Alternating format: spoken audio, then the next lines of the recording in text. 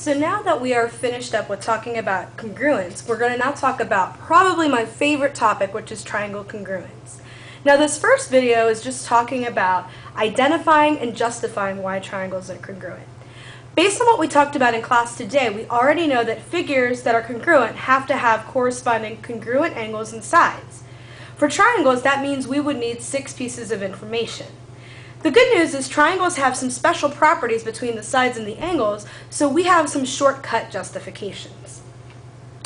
For this video, I would suggest as you take notes to use a tree map.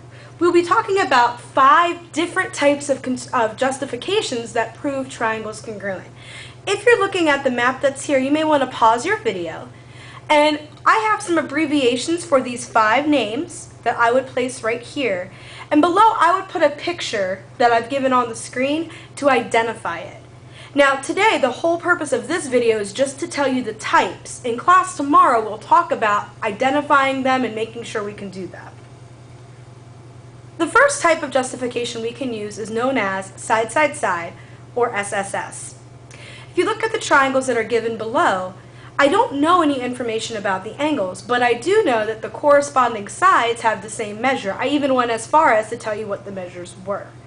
Because I know that this is true, I actually know what the angles are. We'll learn a little later that because we know the sides, we can now know the angles. So side, side, side is a possible justification. The second type of justification we can use is side, angle, side. In this particular case, I call this angle sandwich. If you look at your picture, if you notice where the location of the angle is, it's located between the 2 sides, and hopefully you can see there's 2 triangles back to back here and they share a side. So clearly this side, they have it corresponding and congruent.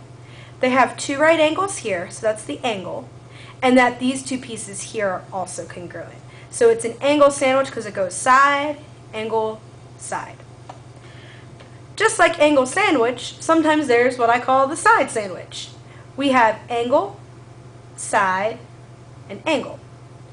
So the same thing can apply. As long as I know the angle, the side, and the angle, I can determine that triangles are congruent. Why this works is because I have a combination of sides and angles, I have enough information to figure things out. For instance, an angle, side, angle, I know 2 of the 3 angles in a triangle. I can easily figure out the 3rd angle by just doing 180 minus the 2 angles. The 4th type I always refer to as another version of angle, side, angle. Because like I said before, if I know 2 angles, I know the 3rd, I have enough information here that I can use. So notice it's not a sandwich for the side. It goes angle, angle, side. Or side, angle, angle.